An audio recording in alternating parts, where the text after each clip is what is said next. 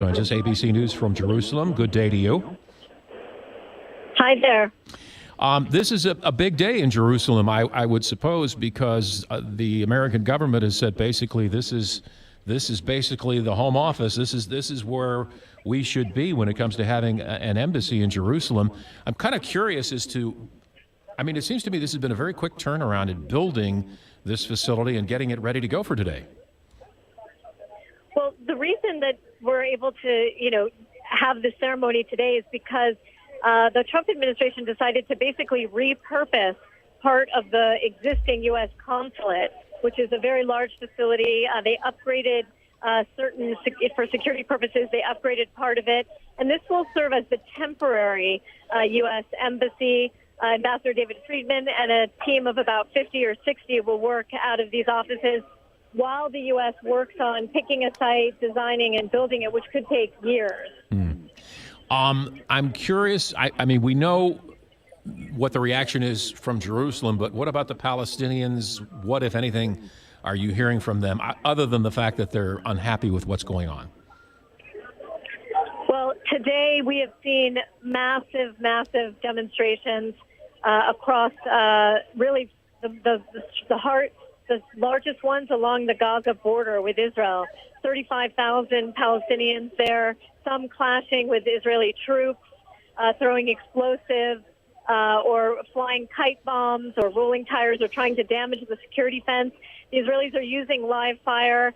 And just a moment ago, we got the update from the Palestinian Health Ministry. Now, 33 Palestinian protesters have been killed. Just to give you some context, in the last 6 weeks of protests on Friday, we had just over 40 Palestinians killed. Just today, 33 have already died. So it is turning out to be a very violent response to the move of the U.S. Embassy. Palestinians, of course, see this as something that undermines and negates their claims to East Jerusalem as the future capital of their state, their hoped-for state.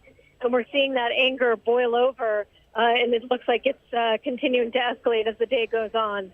Jordana Milder is with ABC News and joining us from Jerusalem this morning. I can only imagine what the security is like at this new embassy in Jerusalem. There is tons of security everywhere. The Israelis have increased the security all around the city, all around the embassy.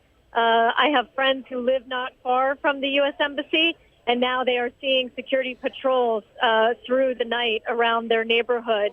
So this has become now, one of the most secure facilities in the country, given that the ambassador will be here with his small team.